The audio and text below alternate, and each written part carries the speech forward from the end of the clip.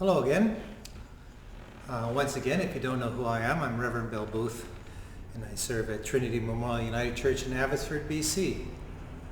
And these are my weekly and sometimes bi-weekly reflections as we go through this time of pandemic together. And here we are at nearly the end of August. What is that? Almost 7 months, and almost 6 months. And it is wearing, is it not? Each week I look at one of the readings in the lectionary readings that won't be preached on this coming Sunday.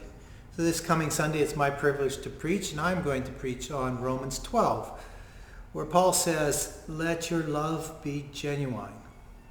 But the other lectionary reading that's on for this week is the powerful story of Moses before the burning bush. Now often we'll think of that story, and what you visualize and probably what you're thinking about is the burning bush and the conversation Moses has with the voice of God, the presence of God in that moment. And that alone is worthwhile and worth struggling with and listening to and drawing out the meaning.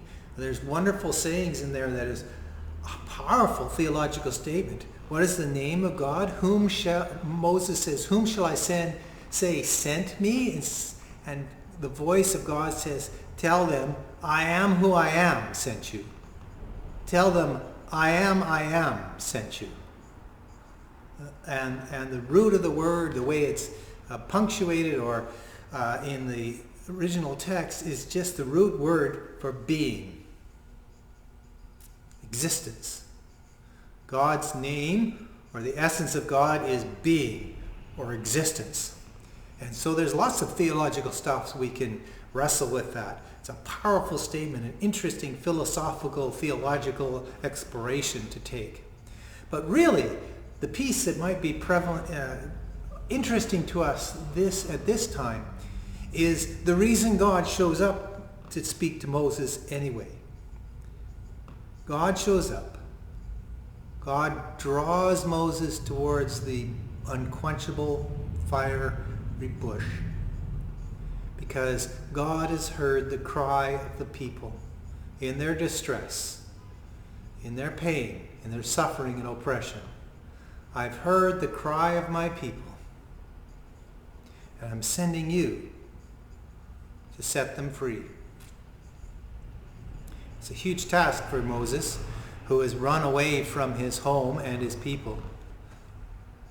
But the point I'd like to hold on to in this time is that God hears the cry of the people. That is worth crying out to God.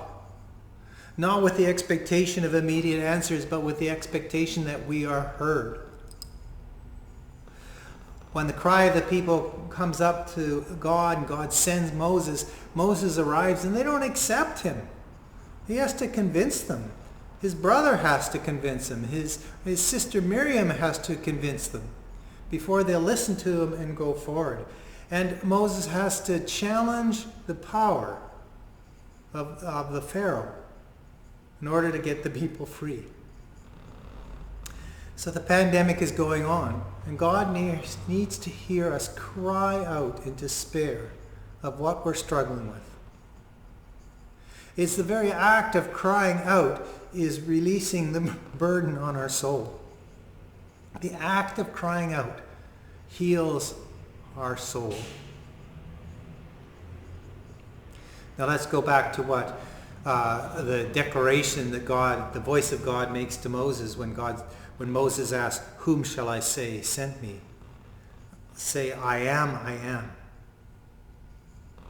Say, the one who has existence, being itself sent you. Friends, in the midst of our struggles in this pandemic time, struggles which are far less than what many people throughout the world are dealing with,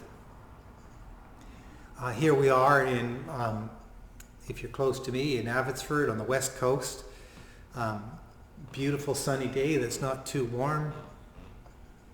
We're complaining or crying out to God, and I'm suggesting you do so because of the isolation we must all endure. Who have you hugged in the last 5 months? Who in your family or friends have you not been able to speak to or connect with? There is struggling, there is suffering. But ours is so much less than, say, the folks on the coast of Louisiana today after the hurricane hit.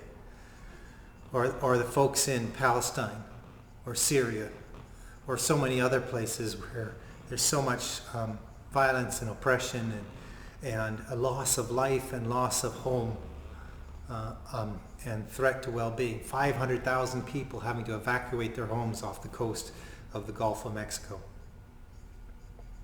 So maybe our suffering doesn't seem so much when we compare it to that, but it's still ours. And we still need to lift it up to God. And we still need to hold on to the truth that was offered to Moses. That God exists. God is being and has being, and our very being is within God. So, this powerful story in the book of Exodus 3, I believe, where Moses meets God in the burning bush.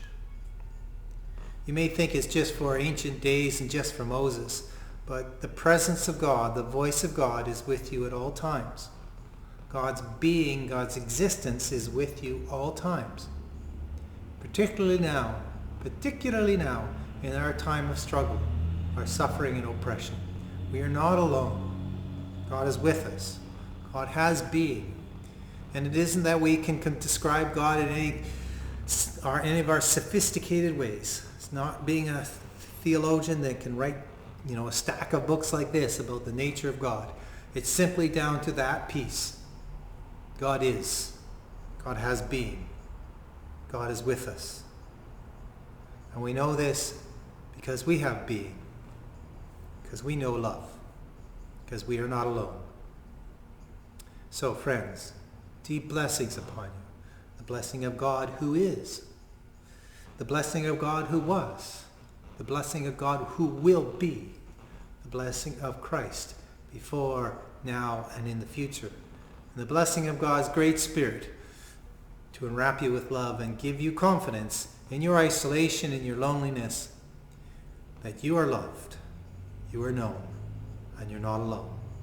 Amen.